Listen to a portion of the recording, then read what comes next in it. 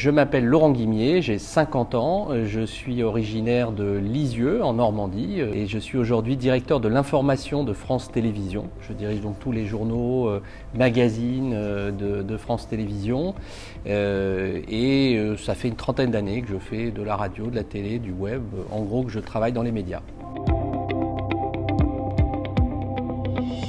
Lisieux est une petite ville mais qui est fréquentée par beaucoup de monde parce que il y a des touristes, il y a des pèlerins et donc on voit passer beaucoup de monde, de nationalités différentes, de traditions différentes. Moi j'ai appris aussi cette tradition d'accueil, peut-être de curiosité, de s'adresser ou de croiser des gens qui ne sont pas forcément votre voisinage ou les personnes que vous voyez tous les jours.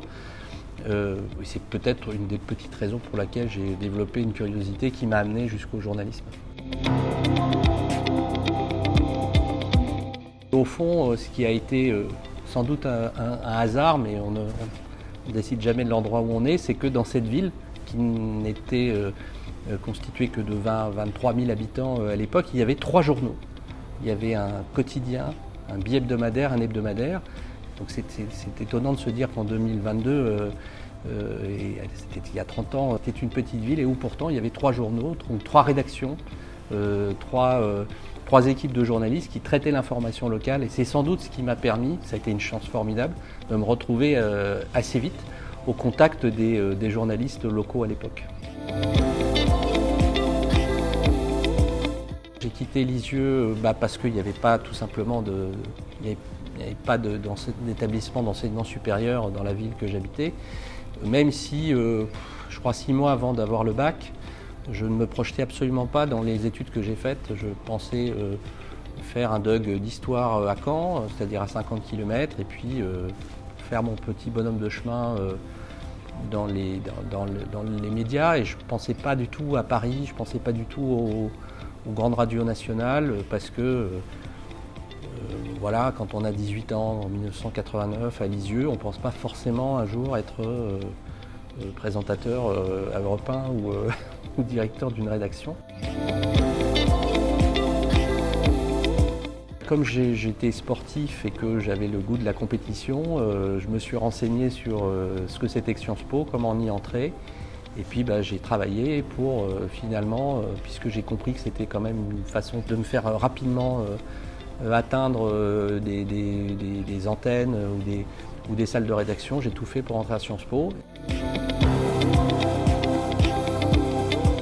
En tant que moi, animateur journaliste, c'était pour les élections législatives en 1988. Puis l'année d'après, c'était en 1989, c'était les élections municipales. Où là, avec l'équipe de la radio qui s'appelait Cocktail FM, radio locale, on faisait des soirées électorales comme les grandes chaînes. Et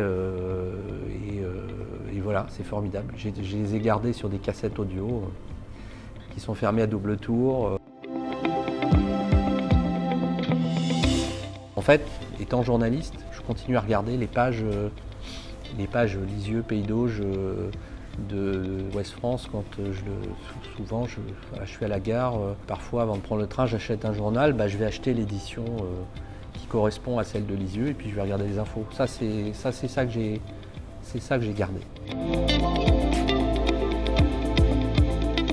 Aux lycéens qui pourraient peut-être regarder et qui pourraient se retrouver peut-être dans mon parcours, soyez curieux sur tout ce qui peut se proposer à vous, même si ça ne paraît pas évident. Et surtout si ça ne paraît pas évident. Vous avez un téléphone portable, vous pouvez créer du contenu, vous pouvez créer votre média, et ça, il ne faut pas hésiter à le commencer très tôt, à faire, à fabriquer, parce que d'abord vous êtes meilleur que les autres quand vous arrivez à l'école, et puis après, même un professionnel, un patron, va regarder sur un CV davantage ce que vous avez fabriqué vraiment que parfois 1 ou 2 lignes sur les études que vous avez suivies.